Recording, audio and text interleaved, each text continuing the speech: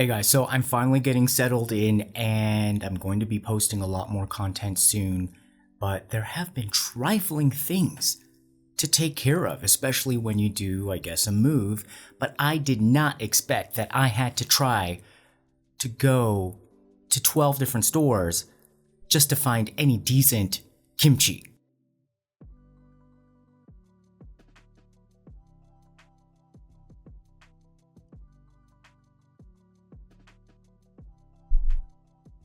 Out of all the things I had to take care of, I did not think that kimchi would be one of them. But you guys, there's some disgusting kimchi in Los Angeles. And this is not even the hipster-made kimchi. This is the kimchi that they sell at the Korean market, which have expanded quite a bit, and glad to see that there are so many non-Koreans shopping there. And yeah, I believe that there has been quite a success story, in pushing all of the K-culture content, because these people who aren't Korean, they're walking around so confident in the Korean store. They know what they're going to buy because they know what they're going to make and they know what it's going to taste like or should taste like.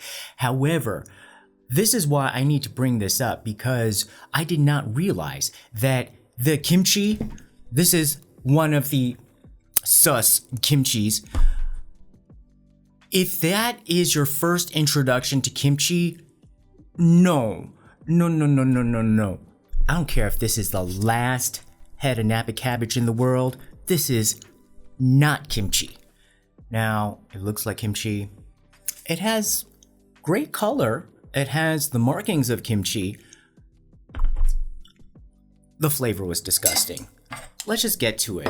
And I know exactly why. So, I don't like to call them out, but then I think I'm helping your business because I don't even know how you're selling this, only because of the price. Because actually, this was like $8.99 or $7.99, so that's actually quite a good deal.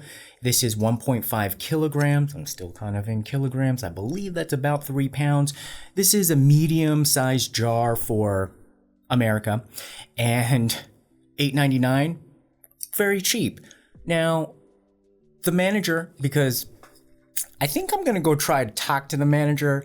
I know the manager is probably gonna say like, well, there's a lot more expensive, better kimchis that you can have, and maybe that will be more to your liking. As if it's because if it's no. If it's cheap kimchi, you use cheaper ingredients, but it still tastes like kimchi, just not as crafted. There are many ways to make kimchi, and in the many ways, there are many ways to add flavors that do drive up the price. But even a basic kimchi is supposed to taste like kimchi if this is coming from an actual company that I would say is probably Korean owned, and they're in Carson. That's a red flag already. However, whatever, it could be made in the United States. Why not? There's a lot of people who successfully make kimchi at home in the United States with US ingredients. Even the Bibigo that I had, from the Korean market that was packaged, maybe it came from Korea, it did not taste good. And I heard online that if you go to the market, try to get Chonga, which is one of the big brands in Korea, perhaps that's flown over here or put on a boat or something. And that one apparently is pretty good. But in general, if you go to the Korean market, it should taste like kimchi if you buy kimchi, no matter what the price. I opened it and we're going to taste it. And if you saw my how to eat rice video, you're not supposed to eat kimchi on its own, but I've already tried it with rice. I tried it with dinner. I tried it with my family. Nobody thought this was kimchi. Okay, first of all, it looks like it's already kimchi jjigae. It's like almost as if somebody poured some water into the jar, which might have happened actually. Now, this is supposed to be like new or fresh kimchi, but it already feels like old and actually quite dead, not even ripened. See, if it gets old, like the oldest kimchi and the best kimchi that you use for kimchi jjigae, actually in the end, it tastes like tomato soup. Ugh, so delicious. But this ain't even gonna get there. This is not gonna get to that level. It's not even crispy. And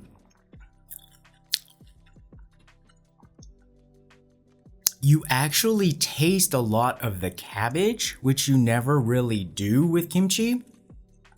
And it's almost as if they used the fake spicy flavoring that you have now in a lot of those, snacks, chips, those kind of things, or even in like the processed food packages for like really spicy tteokbokki. This is too spicy on that level. And this is what I think happened, especially since they're in California. This is probably where the factory is. I would bet that the owners are Korean and maybe have been doing this kimchi game for a hot minute. But it kind of feels like they have outsourced even the taste testing to their employees. So I saw this in Korea a lot. Like, for example, you don't have hamburgers at Costco's, I believe, in the United States, but they did in Korea, and it looked perfect. There's nothing you can say about how that hamburger was put together, but in a weird way, it didn't even taste like a hamburger. It barely tasted like a sandwich. But if you had gone to that employee and asked them why this isn't a hamburger or doesn't have that flavor, there's nothing I believe you can really, ding them on, because they did it perfectly, but it didn't get the taste or the flavor. And I believe that they put people who don't know kimchi in charge, and they match the flavor to, like jalapenos. So, my theory is that they, and a lot of Korean businesses have a lot of workers who are from the Hispanic community. And this is not their fault. It's just that if they don't have like a whole history of eating kimchi, and even like the debates that happen in Korean households of like how to make your kimchi and which flavor profile like you prefer, if you don't have that, you revert to what you like and what is familiar to your culture's cuisine.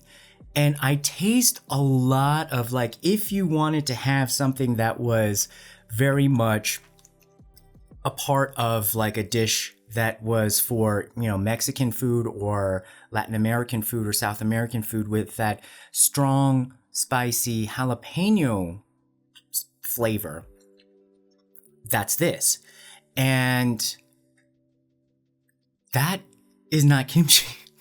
But I'm trying to explain and make a point, is that in Korea, if you have restaurants that have non-Korean food, and even if it's like a pasta, they're kind of shooting at like a moving target. There's no sense of like, okay, this is the kind of on the oilier side, this is more on the tomatoey side, this is the buttery side, this is focusing on maybe the pasta side or the like you kind of get a sense if it's an Italian dish. If you're in America, there's a lot of people who have had many different styles. It could be like, oh, this is an Olive Garden style, or this is more of like Naples style.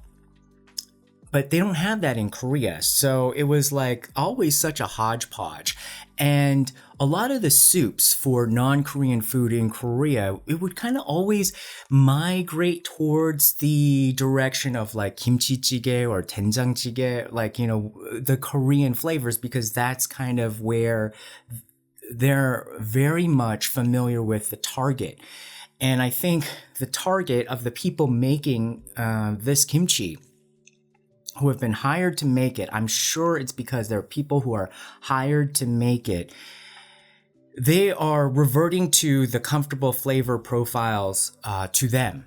And I think the management of this company is kind of like sleeping at the wheel.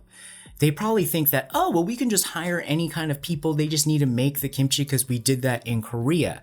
Now, the difference is that all those Korean ladies, and usually they're ladies, at least from the pictures and videos I've seen of like kimchi factories, they're all Korean ladies who have extensive experience from a baby eating kimchi, the different styles, making it, buying it at the grocery store, getting it in a restaurant. They can debate amongst themselves, but it is gonna be kimchi. What type or what flavor profile is more emphasized? That is going to be debated, or maybe you can even taste the difference slightly in the batches, but it's still a kimchi. If you just hire anybody in the United States and not give them a whole even training in terms of the flavor of the different types of kimchi, and you're just going to be like, just do your job, then they're just going to do what they think is right. And if I have no idea what this is supposed to taste like, at least I know, hey, this hits the spot for me. If you say kimchi is spicy, this hits the spot in terms of spiciness. And I'm definitely tasting more of like a jalapeno in here. But sometimes that works where you're like, oh, hey, that's a different, twist on it, and, it's good. In this case, not really. It's almost as if you're trying to boil a tortilla and try to get pasta. This just does not work, and I think that this definitely has to go back to the store. Now, I heard that in LA, there are a lot of people who specialize in kimchi, and there's this one famous place that does it in the style of Kaesong, which is now part of North Korea. And if you've heard, all the news that we were covering, the Kaesong Industrial Complex, that joint economic venture between North and South Korea, that's Kaesong. And Kaesong, North Korean kimchi, and North Korean food in general tends to be less spicier. It was colder in those regions, so it needed less spice. Why do you need a lot of spice? If in hotter regions, because food spoils faster and the spiciness actually inhibits the microbial, growth. And so in the north and in Kaesong, it's a little bit milder kimchi. And I believe that that's similar. That's kind of like the kimchi style that a lot of the Southern California people grew up with if you grew up in like the 70s or 80s. Now, I'm going to try to go there and get that and compare it to this monstrosity, because this is not kimchi. You cannot call this kimchi. And I don't know what to tell you guys. If you are trying to get kimchi in the store, like, how do you know if this is actually kimchi without having tried many different kinds and maybe going to your Korean friend's house and their mom having their, stamp of kimchi flavor? Unless you've had like a lot of different types of kimchi and you're settling in kind of like on the average or the mean, then you might think that this, why wouldn't you think this is kimchi? But it's not. And that's another trifling thing that I gotta take care of. I gotta drive so far just to get a jar of kimchi. But it might be entertaining for you guys and helpful to know that not all kimchi is created equal. Of course, that's what gives it its unique flavor. But please, at least have a kimchi flavor and then debate about it. But don't try to argue with me that this belongs in the kimchi category. Okay, guys, put your comments below. What has your experience been with kimchi in the United States or around the world and not in Korea? Like, share, comment, and I'll see you again next time. Bye-bye.